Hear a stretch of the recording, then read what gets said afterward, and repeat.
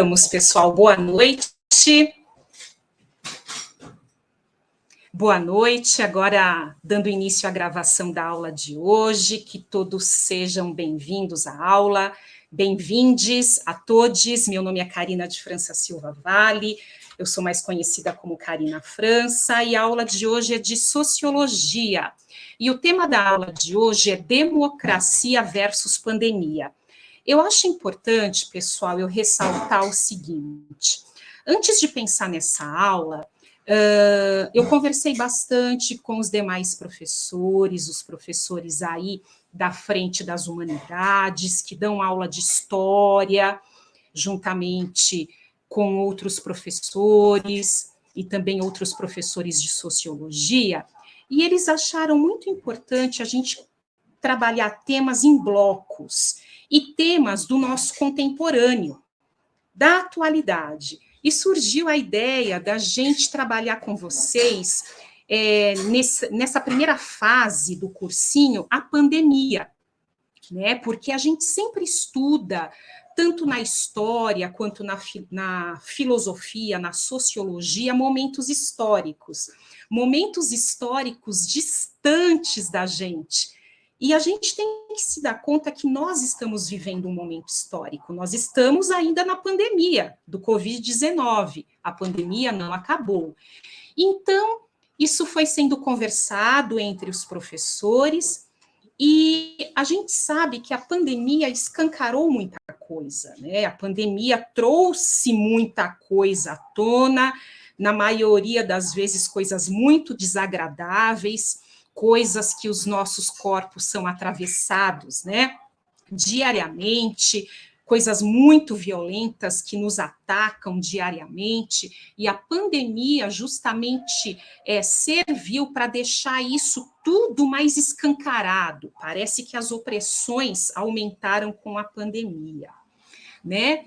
Então, mediante aí essa questão, a gente decidiu trabalhar, então, esse tema, democracia versus pandemia, né? Será que, de fato, nós somos cidadãos, né? Como falar de democracia neste momento pandêmico? Então, eu preparei aqui alguns slides, né? E também separei alguns textos. Eu vou colocar no chat aqui os links desses textos. Eu separei para vocês 4 textos, mas eu também vou deixar no Drive para vocês terem acesso posteriormente, na medida do possível, na medida que vocês forem tendo a oportunidade e um tempinho de ler. Eu acho muito interessante vocês terem acesso a esses textos, porque vai ser um aprofundamento dessa aula, se alguma coisa passou, se alguma coisa não foi compreendida, esses textos vão ajudar sobremaneira. Dentre esses textos, tem 2 meus. Eu escrevo alguns textos meus são publicados, e são textos assim de uma ordem muito didática, serve para os alunos. Obrigada, Grego. Obrigada, Gabi. Obrigada, Vinícius. Alguns textos circulam entre os alunos e são de caráter, assim, bem didático, eles são, assim, ensaios, na verdade, que servem para a gente se situar aí nesse mundo contemporâneo, para a gente entender por que determinadas coisas acontecem. E a gente se dá conta que essas coisas acontecem não é de hoje, existe uma trajetória aí histórica, né? E tem momentos que essas coisas elas vão aparecendo com mais evidência, né? Entre elas, vocês vão se dar conta aí durante a aula, uma coisa que está muito em voga, na verdade, que existe há muito tempo, mas com a circulação, né, com a grande circulação e difusão aí de notícias, né, essa coisa do racismo, a gente vai falar bastante sobre essa questão do racismo na nossa aula, e a gente vai se dar conta, né, de como a gente tem que se munir, se preparar, porque a luta é diária, pessoal, né? Então, a luta pela vida é constante, né? E como diz aí a querida Carmen, quem não luta está morto, né? Então, a luta tem que ser constante, a gente não pode parar. O primeiro texto, que daqui a pouquinho eu vou jogar aqui no chat para vocês, é um texto meu, que foi publicado no Boletim Unpox de 2020, ele se chama A Face da Covid é a Face de uma Mulher Negra, tá?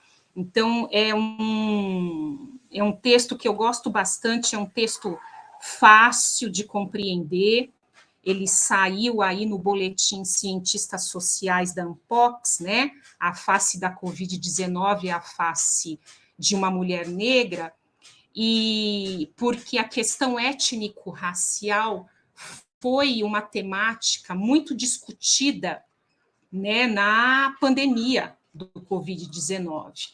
Um segundo texto meu saiu no jornal Le Monde Diplomatique Brasil, que fala justamente da importância de resistirmos, né, resistências negras pela reintegração de nossas vidas.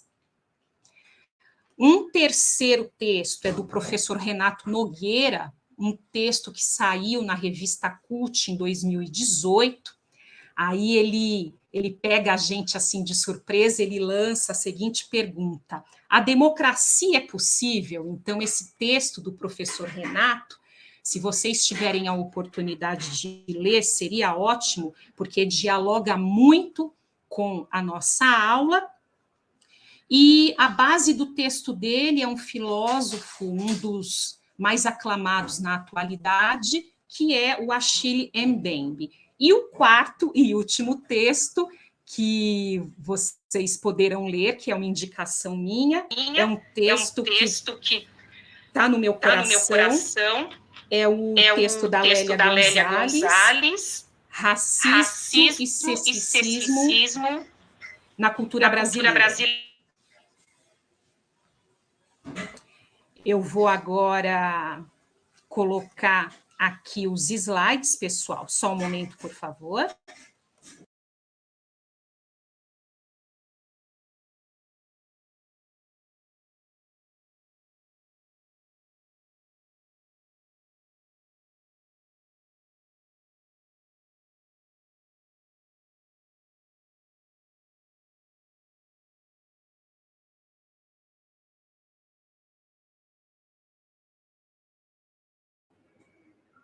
Vocês conseguem ver os slides, pessoal? Agora não mais. Mas antes ele estava aparecendo? Sim, estava Antes assim. estava, agora está tudo preto, professor.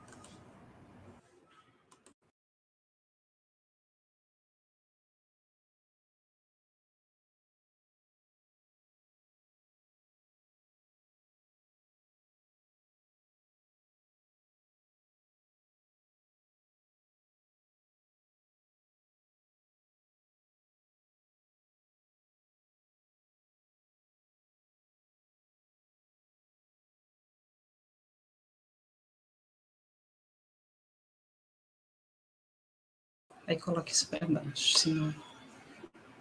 Agora apareceu, pessoal? Perfeito, obrigada, gente. Então, a gente vai falar um pouco, né, sobre a minha trajetória na preparação dessa aula.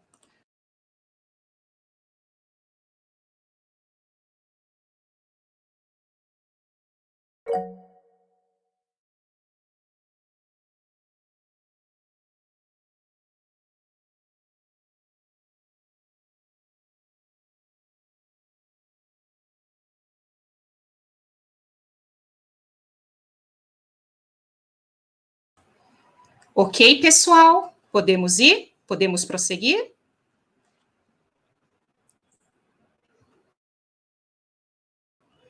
Ótimo.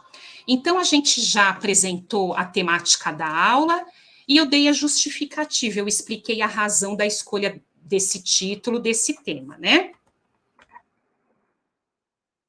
Filha, não vai.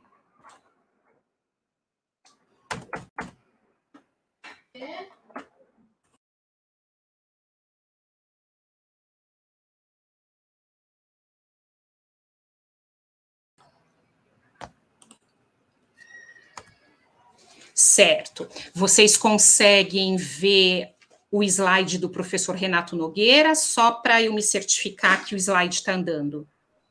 Sim, agora sim.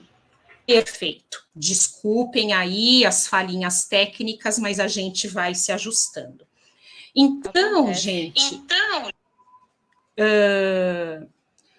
o professor Renato Nogueira, que é um professor do Rio de Janeiro, da Universidade Federal Rural do Rio de Janeiro, ele nos provoca com esse texto: a democracia é possível, né? O professor Renato Nogueira, ele é um professor muito aclamado atualmente, porque ele luta por uma filosofia africana, é um professor que atua muito na causa antirracista, e ele nos provoca nesse texto a pensar um mundo com democracia, e ele usa como fundamento esse outro autor aqui, que é o Achille Mbembe, né? O professor Achille Mbembe é um filósofo camaronês, ele é autor de vários livros, entre eles Sair da Grande Noite, Políticas de Inimizade, Crítica à Razão Negra, e o ensaio dele mais famoso é a Necropolítica, né? Eu acredito que vocês aí, durante a pandemia, ouviram falar muito sobre necropolítica, então esse termo, esse conceito vem do professor camaronês, filósofo camaronês, Achille Mbembe. E o professor Renato, ele desenvolve todo o seu texto em cima, né, dessa questão da necropolítica desenvolvida pelo Mbembe. Uma autora muito querida por mim, que a gente também vai citar ao longo dessa aula, é a querida e saudosa Lélia Gonzalez. A Lélia Gonzalez nos deixou em 1994, ela nasceu em 1935 e foi uma defensora muito árdua da nossa democracia, né? Então, sempre, né, quando se fala, né, na Constituição nossa de 1988, né, no processo da Constituinte, sobre a retomada da democracia no Brasil, o nome de Lélia Gonzalez deve ser lembrado, tá? Eu particularmente gosto muito da Lélia Gonzalez, porque além dela ter sido filósofa, ela foi historiadora, geógrafa, antropóloga, tá? Ela dialogava muito com a sociologia também, e ela nos deixou aí textos incríveis, né? Então, entre os textos que eu vou deixar para vocês, se vocês tiverem a oportunidade de ler Racismo e Sexismo na Cultura Brasileira, esse texto é basilar. Esse texto da Lélia Gonzalez, gente, foi escrito em 1984. Dá a impressão que ele foi escrito hoje, devido à sua... Oi? Racismo e sexismo na cultura brasileira? Exatamente. Eu mandei o um link, dos textos... eu achei ele aí já, eu mandei no chat aqui. Perfeito, obrigada, gente. Esse é um texto, pessoal, Arrasou. basilar, tá? E uma coisa muito gostosa aqui que eu expresso para vocês. A Lélia Gonzalez, em toda a sua genialidade, na sua produção textual, ela confrontava a academia, por quê? Existe um código na academia, existe um jeito, né, de se escrever artigos, livros, e a Lélia, ela provocava muito esse pessoal. Partes dos textos dela, parece que ela está conversando com a gente, dialogando no meio da rua. Então, assim, ela usa de muita gíria, ela tinha um hábito de escrever assim, sacou? Você está entendendo? Sacou? Então, assim, isso aproxima muito o leitor. Então, quando eu leio os textos da Lélia e quando eu me deparo com essas gírias maravilhosas que ela utilizava, era uma forma, para além de conquistar o leitor dela, era uma forma dela aproximar e falar, olha, eu sou como você, eu passo pelas mesmas necessidades que você. E ela descrevia brilhantemente a situação da mulher negra brasileira, né? As violências, as diversas opressões que o corpo da mulher brasileira tem, né? Entre outras coisas que ela desenvolveu. Esse pequeno texto que está aqui foi eu que desenvolvi, porque eu fiz um texto sobre Lélia Gonzalez, que faz parte aí do volume 1 da coleção As Pensadoras, né? Então, a Lélia Gonzalez nos deixou, enquanto legado, uma profunda reflexão acerca da mulher negra brasileira e sua condição. Seus textos produzidos entre as décadas de 1970 e 1980 são atuais, merecem atenção e devem ser inseridos como uma leitura obrigatória. Por isso que eu estou chamando vocês, convidando vocês para lerem Lélia Gonzalez. Pois Lélia pode ser lida como intérprete do Brasil. Se a gente quer entender um pouco mais de Brasil, vamos ler Lélia Gonzalez. A participação efetiva de Lélia Gonzalez em movimentos sociais, especialmente o movimento negro, sendo integrante do Movimento Negro Unificado, ela lutou de forma intensiva contra o racismo no Brasil. Vale lembrar que Lélia foi presente no processo da Constituinte de 1988 e nos faz pensar que a democracia foi uma conquista social e não pode nos ser subtraída, né? Porque eu fiz questão, meus queridos, de trazer a Lélia Gonzalez. Vivemos tempos nebulosos, tá? Vivemos tempos de perda de direitos que foram conquistados com muita luta, né? Então, a Lélia, ela já nos chamava a atenção em seus escritos que a luta é permanente. E uma coisa muito curiosa que aconteceu aqui em São Paulo em 2019, eu acredito que alguns de vocês se lembram que em 2019 veio para São Paulo a Angela Davis. A Angela Davis, ela esteve presente em 2 eventos aqui em São Paulo. E em um deles, ela disse o seguinte: eu não entendo porque vocês brasileiros, vocês me convidam tanto para vir para cá, se vocês têm uma Lélia Gonzalez, vocês precisam ler Lélia Gonzalez. O que ela fez com isso? Por que ela nos chamou a atenção? Porque nós brasileiros não lemos nós mesmos, né? Nós temos uma tendência de valorizar o que é de fora, né? E tem muita produção boa aqui, né? Produção intelectual de mulheres negras, de mulheres indígenas, que falam sobre a gente. E é muito gostoso nos estudar a partir de nós mesmos, né? Então, quando você se depara com o texto de Lélia Gonzalez, que fala na gíria, que coisa melhor, parece que eu estou conversando com um vizinho meu, com um colega meu na rua, mas ali ela não está tirando uma com a minha cara, ela está mostrando a real da nossa sociedade, né? E voltando a essa questão, né, ao debate de hoje, que é democracia versus pandemia, a gente coloca assim a mão na cabeça e fica lembrando, né, o que está sendo essa pandemia e o que foi o início da pandemia, né? Lá em março de 2020, aquela coisa louca, né? E uma hashtag era mais evidente, hashtag fique em casa, né? Você via isso em todos os ambientes da web, as pessoas falavam, fique em casa, né? A mídia falava isso, fique em casa, fique em casa, fique em casa.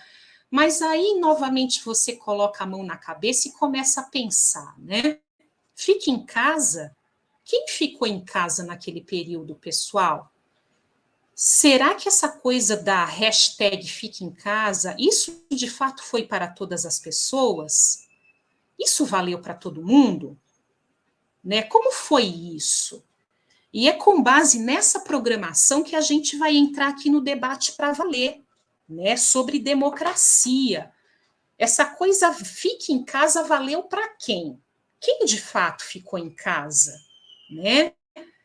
Quem teve que sair de casa enfrentando aí a pandemia, enfrentando o vírus no transporte coletivo, sem aí, né, sem de fato uma esperança que a vacina ia chegar, né, a questão da imunização, e se não saísse de casa, iria perder o seu dia de emprego, iria perder seu emprego, não teria condições de colocar o pão sobre a mesa.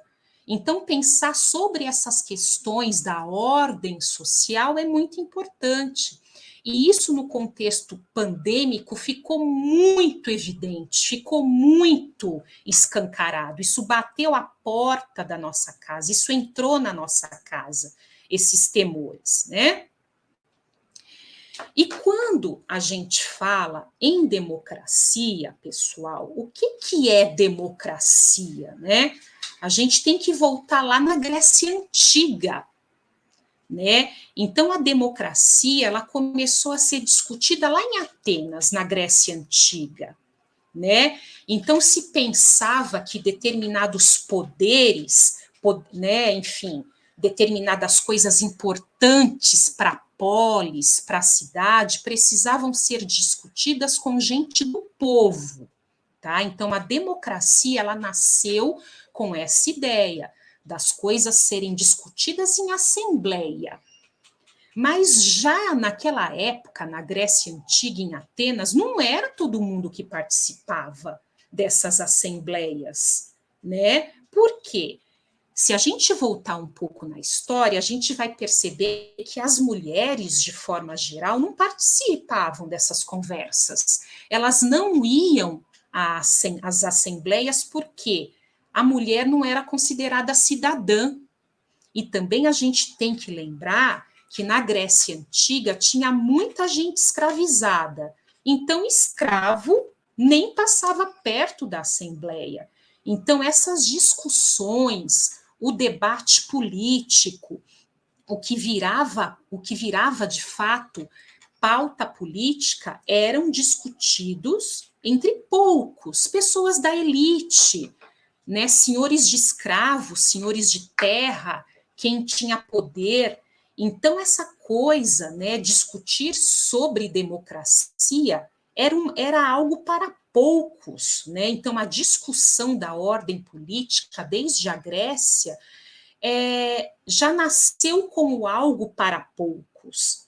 E a gente tem que tentar transpor essa questão, né, para os dias atuais. A gente não vai pegar a Grécia Antiga e colar aqui na nossa realidade, né? Ah, isso é igual, isso é diferente, mas assim, tentar pegar alguns elementos em comum, né? Até hoje, se a gente for falar sobre política, quem de fato acaba tomando as decisões na nossa sociedade, né? Em quem a gente vota?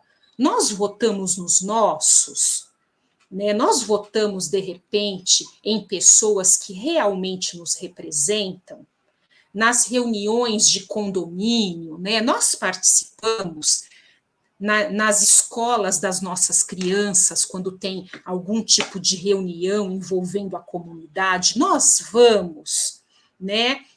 Quando é algo do interesse comum, nós participamos de fato, a gente escolhe direitinho os nossos candidatos nas eleições, a gente sabe qual é o papel do vereador, do deputado estadual, do federal, o que faz um senador, né? Então, se a gente for ver, né, a gente também não está fazendo coisa muito diferente, porque quando nós olhamos a nossa estrutura de poder, são sempre os mesmos que estão no poder, e raramente nós enxergamos pessoas ali que nos representam. Desculpa, pessoal, mas a bancada, né, agro não me representa. né? Então, aqueles homens poderosos, né? Eles não me representam, eu não faço parte, né, daquele grupo. Então, essas questões de democracia, né, se a gente, de fato, a gente está interessado em mudança social, a gente tem que se voltar a essas questões, né? Eu faço a democracia acontecer? Até que ponto eu me envolvo para que, de fato, o poder esteja na mão do povo, né? Que o povo decida o rumo da sociedade. E, voltando à questão do texto do professor Renato Nogueira, que em algum momento vocês vão se deparar, seja numa leitura, né, num momento de calma, vocês podem ler o texto do professor Renato aos poucos, só adiantando, são apenas 3 páginas, é um texto super curtinho, mas ele dá um trabalhinho para ler, tá? Ele dá um trabalhinho para ler, então, assim, numa primeira leitura, talvez vocês não vão Professora, entender. Oi? Pois não? o texto do professor Renato é aquele A Democracia é Possível. Isso, que saiu na revista Cult em 2018, queridos. Isso. É um texto, meus queridos, que, assim, numa primeira leitura, pode se tornar um texto assim mais denso, profundo, mas leiam com calma, numa segunda leitura ele já desce mais confortável, porque ele nos abala, é um texto que nos abala, né? E por que nos abala? Porque fala de uma coisa que está conosco todos os dias. E ele já começa o texto dele com essa pergunta: a democracia é possível? Né? E ele cita o Mendes falando o seguinte, que a democracia ela só será possível com o fim do racismo. Olha só com quem a democracia dialoga, gente. Olha só. Né? Então, enquanto tiver racismo na sociedade, é impossível termos uma sociedade democrática. Né? Então, é muito importante, né, nós juntarmos forças, é muito importante vocês estarem aqui nessa aula, né, como a gente vai se organizar para enfrentar o racismo cotidiano, como diria a Grada Quilomba, porque os racismos são diversos, né?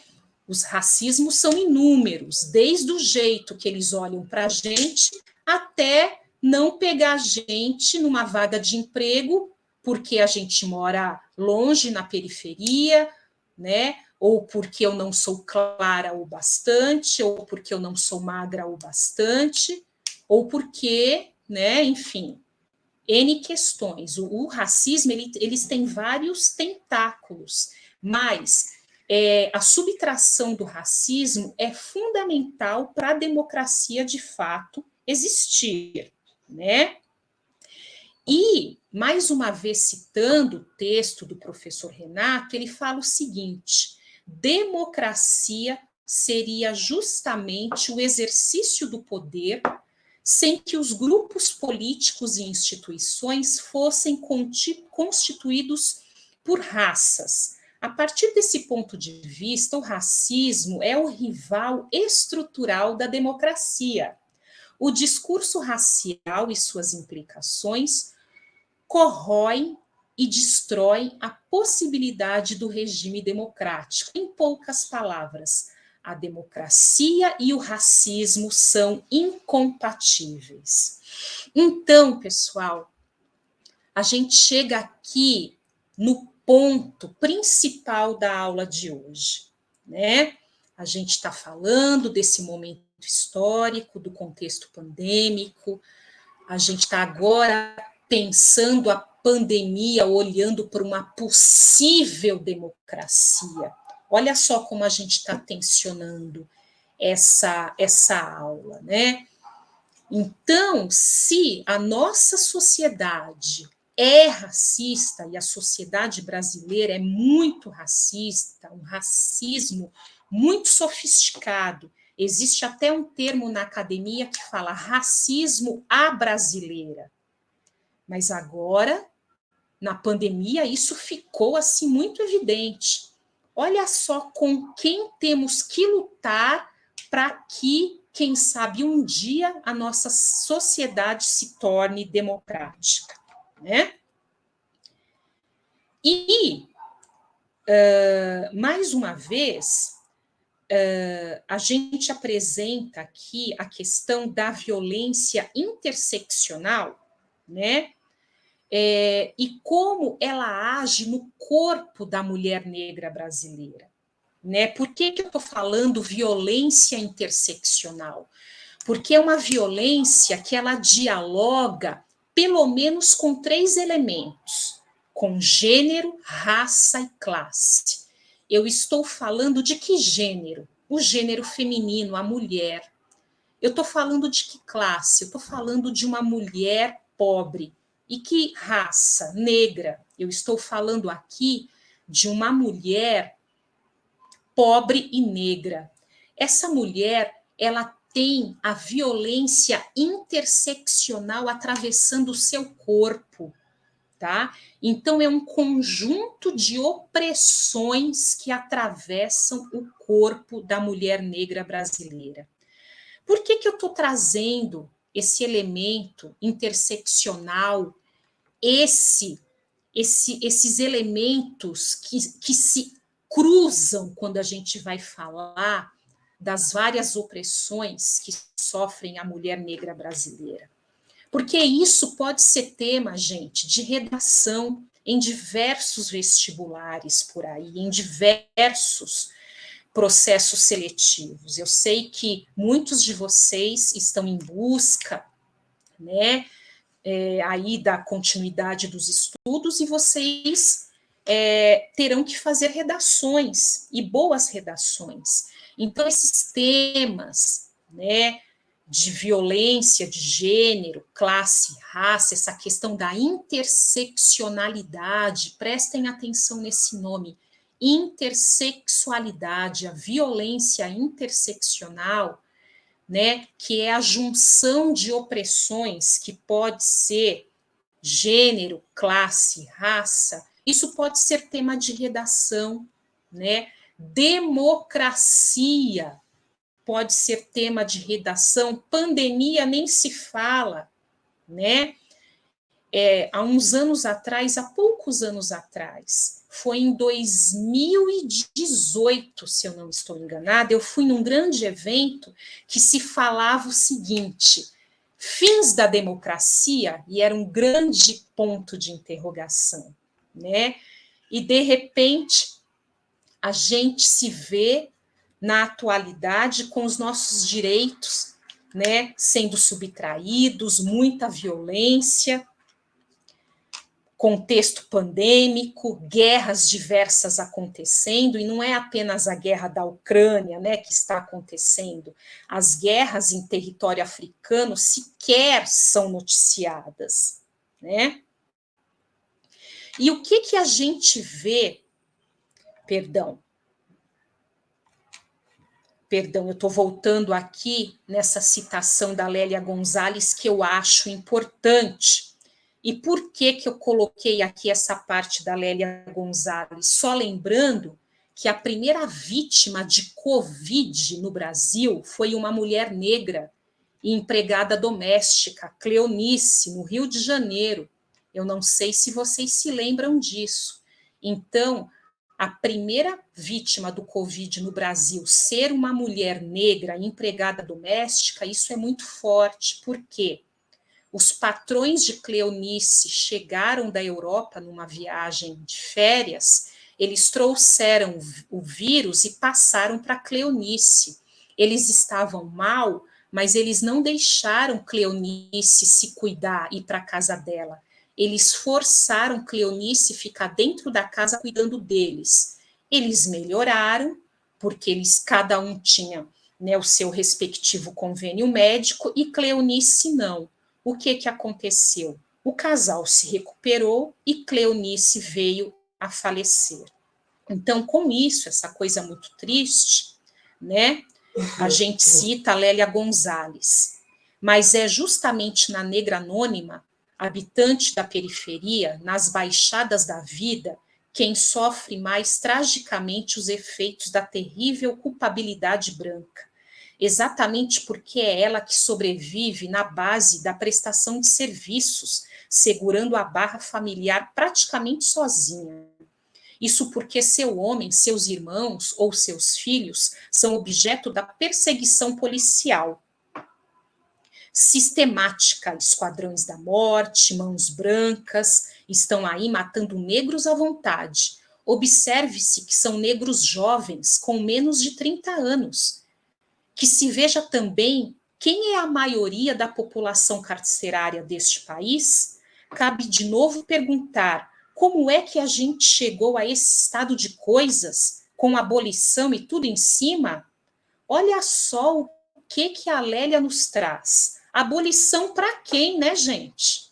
Aí, mais uma vez, eu tenciono, né, me respaldando em Lélia Gonzalez. Quem ficou em casa, pessoal? Quem pôde ficar em casa? Né? Será que essa hashtag Fique em Casa foi para quem? Né? Isso foi para todas as pessoas? Não foi, né, pessoal? Não foi.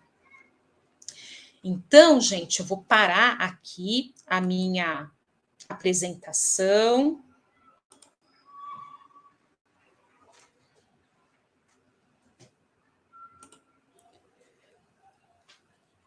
Vocês conseguem me ver agora? Sim.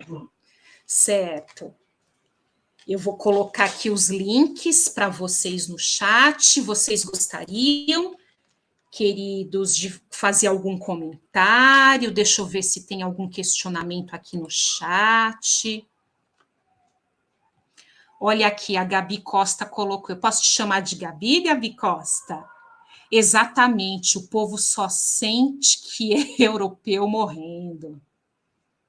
Então, vou chamar você de Gabi, querida. A Sandra, talvez não só o racismo, mas todo o preconceito. Enquanto negros deficientes, LGBTQIA+, mulheres, e me perdoem, se me esqueci de algum grupo, minoria, não vejo a possibilidade de uma democracia real como é idealizada. Perfeito, Sandra. É isso. É isso. Porque justamente quando se reparte o bolo não vai para todo mundo. A gente sabe com quem fica o bolo. Esse seu comentário vale ouro. Exatamente isso, Sandra. Não é para todo mundo, não é para a gente, né? Deixa eu ver se tem mais aqui. Colocaram a Carol, né? Carol, obrigada. Colocou o link da revista Cult. Isso, Democracia é Possível. E eu vou colocar aqui para vocês o link de um texto meu que saiu na Unpox, que eu acho interessante vocês em algum momento terem. Esse texto ficou bonitinho, pessoal. Fala da Cleonice, apesar da tristeza, mas é um texto bem interessante. Deixa eu ver aqui o da Lélia Gonzalez, que é importantíssimo. Deixa eu ver aqui onde está, da Lélia. Vocês estão me ouvindo?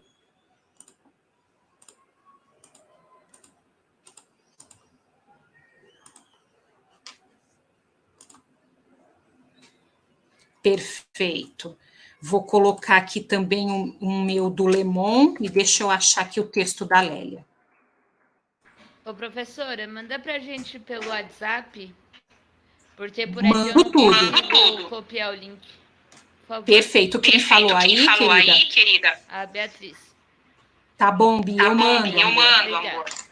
Se eu não mandar hoje, eu mando amanhã de manhã. Tudo bem, sem problema.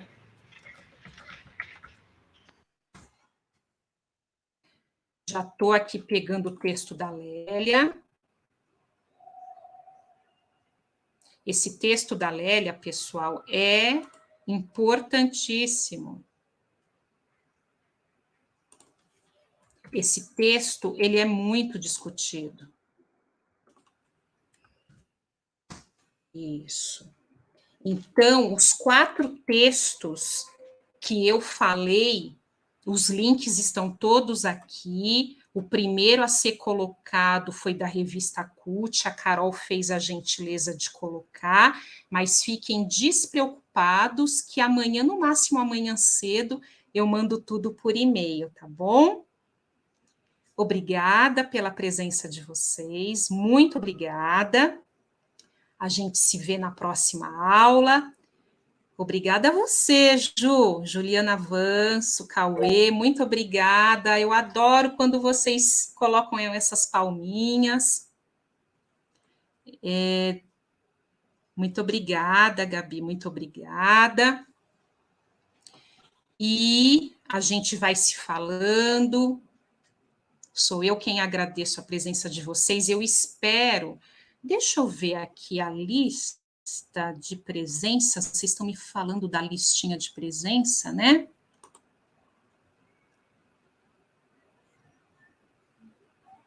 Deixa eu ver.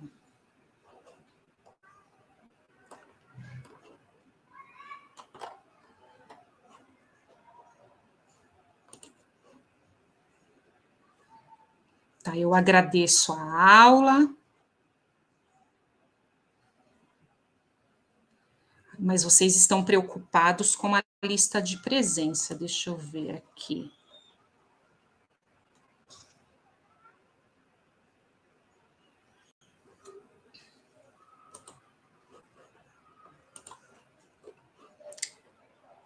Fiquem tranquilos que eu mando aqui.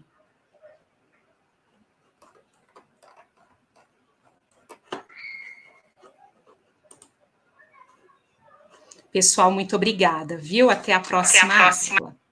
Professora, se você quiser também mandar os seus textos no grupo, seria legal. Vou mandar tudo, querida, vou mandar tudo. É importante para vocês. Ajuda na luta.